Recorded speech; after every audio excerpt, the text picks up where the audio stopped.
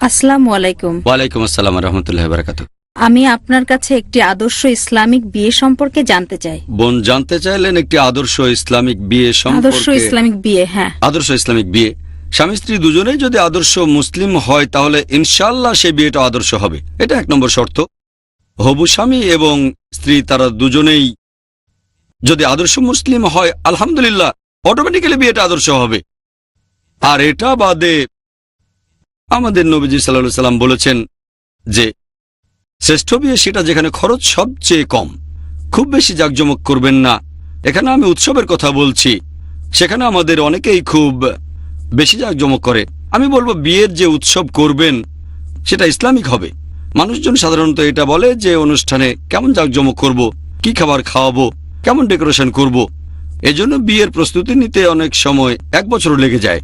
দেখবেন বিয়েটা যেন ইসলামিক নিয়ম কানুন অনুযায়ী হয়, সেটা যেন সিম্পল হয়।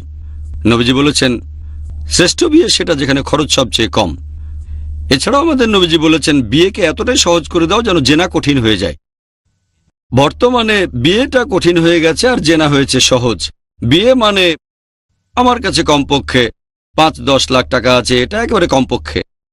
আমার কাছে $50,000 থাকলে বিয়ে করতে পারবো, তা নাহলে বেশ কঠিন হয়ে যাবে। আর জেনা সহজ, কয়েকশো টাকা। তাহলে আমাদের নবীজি বলেছেন বিয়েকে এতটাই সহজ করে দাও যেন জেনা করা কঠিন হয়ে যায়। তাহলে বিয়ের সময় খেয়াল রাখবেন অনুষ্ঠান যেন খুব বেশি জাঁকজমক না হয়, যেন অনইসলামিক কোনো কিছু করা না হয়। আর খেয়াল রাখবেন বিয়ের অনুষ্ঠানে যেন হিজাব পালন করা হয়।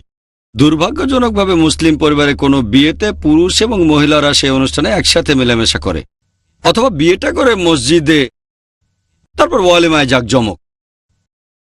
ওয়ালিমা একটা সুন্নত, খুবই গুরুত্বপূর্ণ সুন্নত, যে বিয়ে হয়ে যাওয়ার পরে বিয়ের কয়েকদিন পরে ওয়ালিমার অনুষ্ঠান করা হয়। এটা ভালো, আলহামদুলিল্লাহ, সুন্নত। এখন নবীজি বিয়ে সিম্পল করতে বলেছেন, বিয়ে সিম্পল, ওয়ালিমার ব্যাপারে বলেননি, তাই ওয়ালিমায় জাঁকজমক।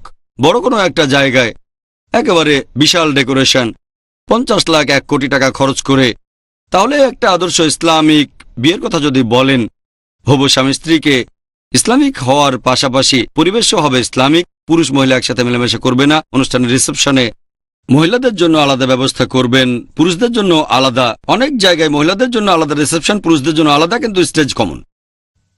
এর কোনো মানেই হয় না। রিসেপশন আলাদা, স্টেজ কমন। একটা লোক দেখানো, আমি কত সুন্দর একটা মেয়েকে বিয়ে করছি, সবাই কাছে এসে বলবে হ্যালো কি খবর। এমন করলে ইসলামিক হবে না। সেটা হিজাব অবশ্যই পালন করতে হবে। তাই খেয়াল রাখবেন সবাই যেন হিজাব মেনে চলে। মহিলারা নতুন বউ দেখুক, সমস্যা নেই। পুরুষরা বরকে দেখুক, সমস্যা নেই। পুরুষরা অন্য পুরুষদের দেখুক, তাতেও সমস্যা নেই। অনেক জায়গায় দেখবেন রিসেপশন আর স্টেজ দুটোই আলাদা, কিন্তু খাওয়ার সময় পুরুষ ওয়েটাররা চলে যাচ্ছে মহিলাদের টেবিলের কাছে। এটাও খেয়াল রাখবেন হিজাব যেন পুরোপুরি পালন করা হয়। এই ব্যাপারটা নিয়ে আগেও আলোচনা করে নিতে পারেন। আপনি বলতে পারেন প্রশ্নগুলো কি হবে। আমি বলবো কোন লেভেলের ইন্টারভিউ, প্রথম, দ্বিতীয় না তৃতীয়। ফাইনাল স্টেজ হলে আলোচনা করতে পারেন যে বিয়ের অনুষ্ঠান কেমন হবে, কিভাবে ইসলামিক নিয়ম কানুন মানা হবে।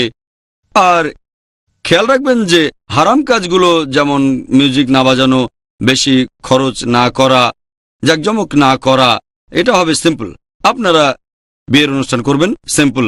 তারপর খেয়াল রাখবেন দেনমোহর যেন ইসলামিক নিয়মে ধার্য করা হয়। এছাড়াও আরেকটা ব্যাপারে গুরুত্ব দেয়া উচিত, সেটা হলো খেয়াল রাখবেন যখন লোকজন সেখানে আসবে তারা যেন সেই অনুষ্ঠানে ইসলাম ধর্ম সম্পর্কে কোনো ভালো কথা জানতে পারে। এভাবে অন্য মানুষকে উৎসাহিত করবেন তারা যেন ইসলামিক নিয়মগুলো মানেন, শুধু কালচার নিয়ে না থাকেন। ধরেন একজন ব্যবসায়ী তার ব্যবসার চুক্তি করবেন যে আমি তো ব্যবসায়ী, ব্যবসা চুক্তি করতে হবে, তাই জাঁকজমক করতে হবে।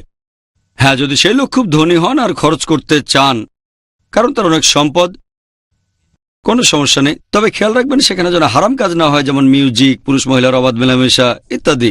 এটা গুরুত্বপূর্ণ। তাহলে এভাবে বিয়ের অনুষ্ঠানের আয়োজন করতে পারেন। আর খেয়াল রাখবেন আমাদের ইসলাম ধর্মে যে কাজগুলো হারাম সে কাজগুলো করবেন না, আর সেই কাজগুলো করার চেষ্টা করবেন যেগুলো মুস্তাহাব। সিম্পল করবেন, 10-12 লাখ টাকা খরচ না করে দান করতে পারেন, অথবা সেই টাকা আপনি আল্লাহর পথে খরচ করে দিতে পারেন। ইনশাল্লাহ আপনি জীবনে আরো সফল হবেন।